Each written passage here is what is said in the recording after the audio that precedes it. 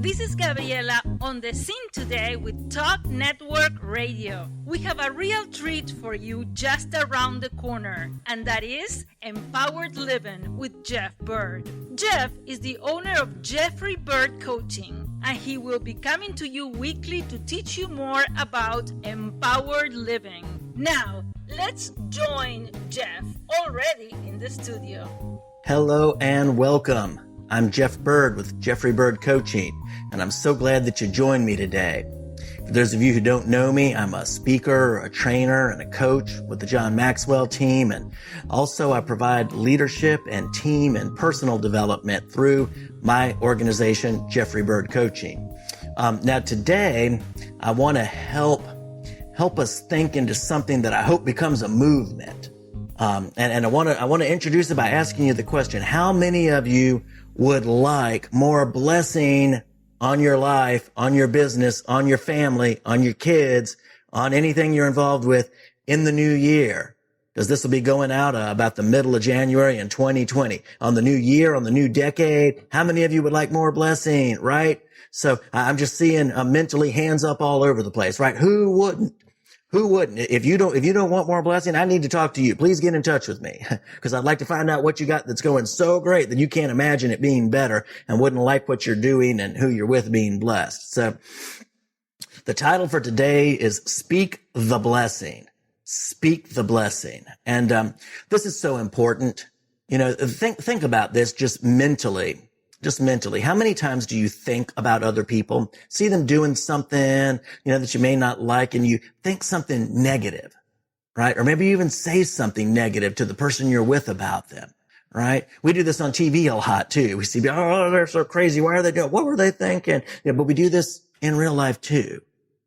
What would it be like? Just imagine if instead of that, it doesn't mean people are going to be doing everything just great or just right or just to your liking, but if instead of thinking a negative thing towards them, what if we thought and even spoke, even if it's just to ourselves, a blessing over them?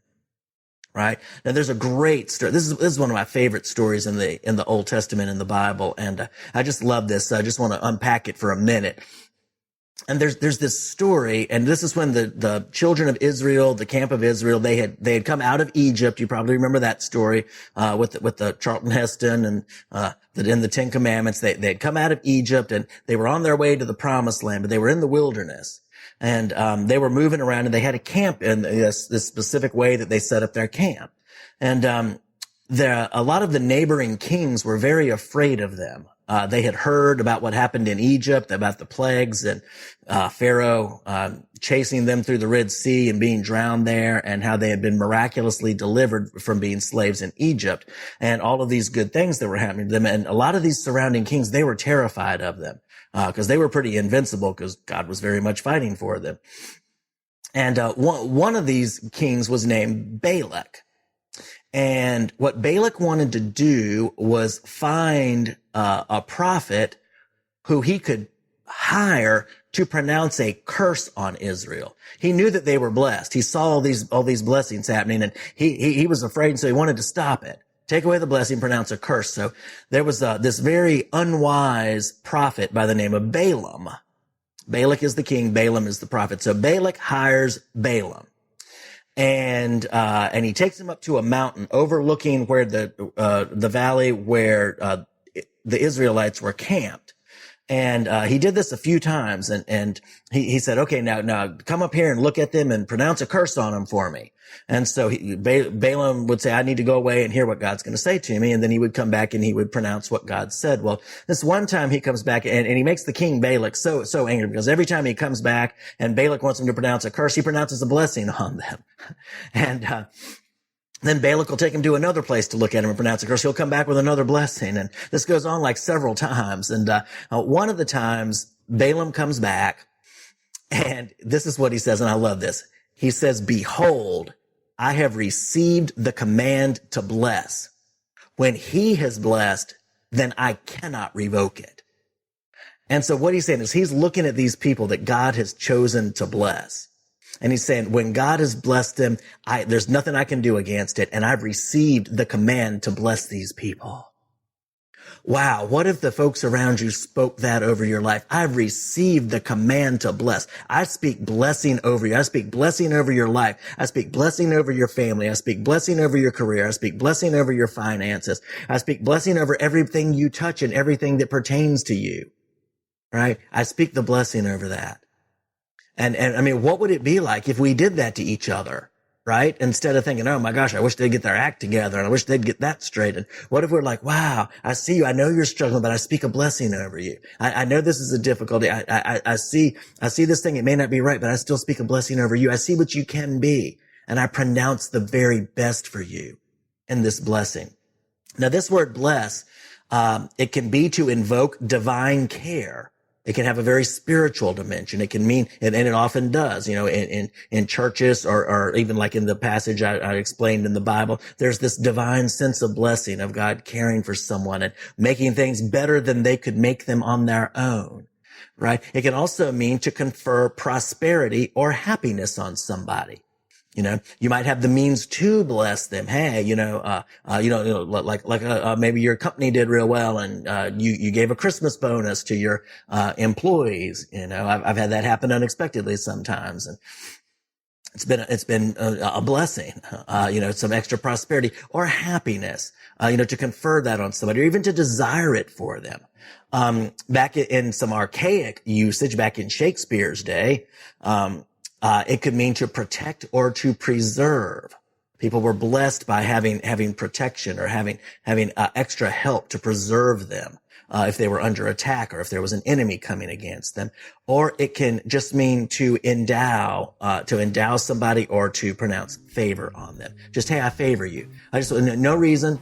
No reason that I should. I see you. Maybe you're not in a situation that's even helping me. Maybe you're even a detriment to me in some ways, but I'm going to choose my response and I'm going to choose to pronounce a blessing and favor over you.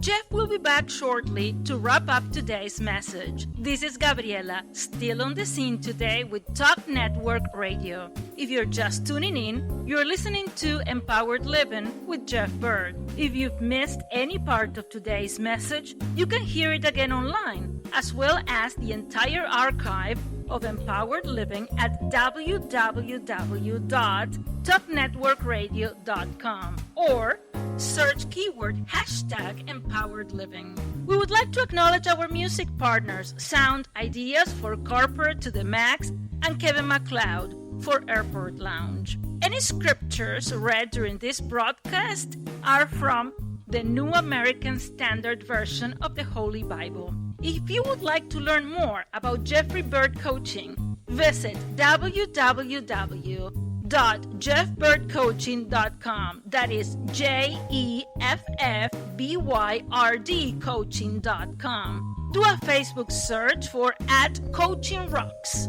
or drop Jeff a line at jeff@jeffbyrdcoaching.com. Again, JEFFBYRD coaching.com. Let Jeff's Coaching Rocks be the building blocks of your empowered success. Now, let's go back to Jeff for the rest of today's message.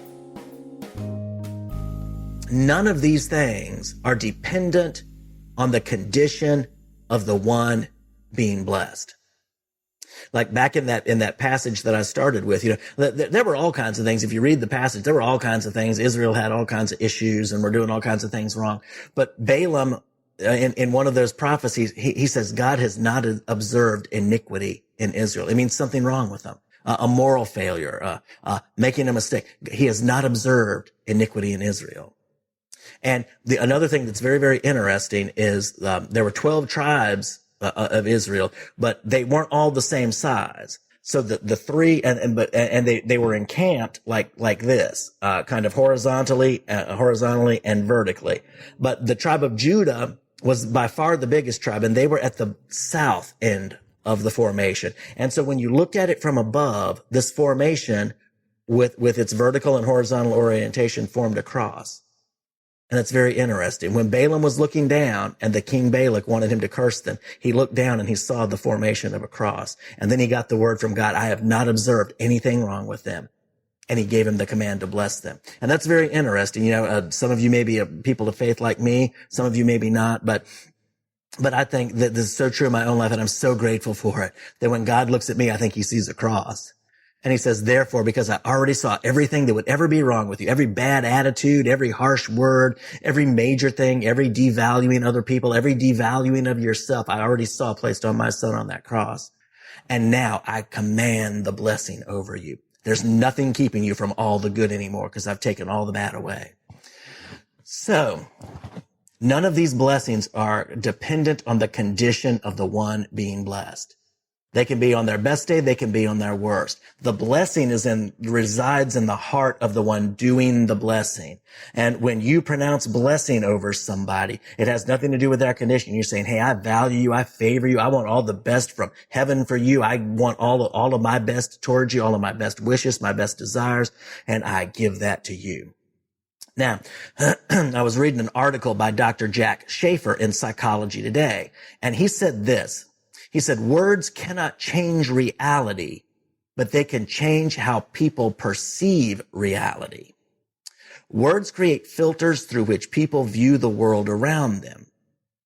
And what I would say is the word, if I say, okay, you're blessed. I bless you. I favor you. I value you, or, something to that effect. Now, that may not change your circumstance, but if it changes the way you look at your circumstances, and then you do something different as a result of looking at things differently, that can end up with a whole new set of circumstances. The words didn't change it themselves, but they changed the other person, the person you're speaking to. I mean, just an encouraging word. How much good does that do? Especially if you're having a bad day and somebody comes along and says, hey, I value you. Thank you so much for all your hard work. I really appreciate you. That's a blessing. That's a blessing. And that's a filter through now which we see the world around us. Maybe we were seeing everything bad. Somebody speaks a good word to us, and now we're seeing, hey, maybe things aren't so bad. Maybe there's a brighter version of this situation that I can see, that I can picture in my mind, and that I can start stepping into, right? So then words don't change the reality immediately, but they change the people to whom they're spoken, which in turn has the power to change the circumstances. Blessing is at the heart. Blessings for other people reside on the inside, in our heart, because really where we think and how we feel, it's up here a lot, even though we often put our hand on our chest and say our heart. But blessing is at the heart, desiring or proclaiming something good for someone. This is on the inside of me. It's on the inside of you. You desire and proclaim something good for someone. Sometimes I'll just be driving down the road and I'll see somebody who looks like they're having a bad day or is in a bad way, and I don't stop and say anything to them, but sometimes I'll just speak it out loud, like in a prayer, and say, I just pronounce blessing over them in Jesus' name. I'll say something like that. Or God, just bless them. I don't even know what they need, but you know what they need, and I ask you to bring it into their life through someone or through something that helps them see and get what they need. So we can do that, but it's in the heart, the desire and the proclamation of something good for someone. So my question is, what good thing can you impart to those around you, in your home, in your workplace, with those you meet, in organizations? What good thing can you impart? What blessing can you speak to them? And it can even be just in your desire, in your intent. You don't have to go. I mean, that might be weird or awkward, or maybe you feel moved to do it. I don't know. But at least in your intent, on the inside, you can start seeing them as people of value who you're proclaiming blessing over. And I think that shines through. Sometimes it just shines through our eyes. It just shines in the way we look at people. We just see them with worth. We see them with value. So how will that work? How will that look, rather, through your words, through your actions, through your attitudes, your thoughts, and your motives? Now think about this. I'll list those 5 again, because this is ultimately everything we've got. Our words, our actions, our attitudes, our thoughts,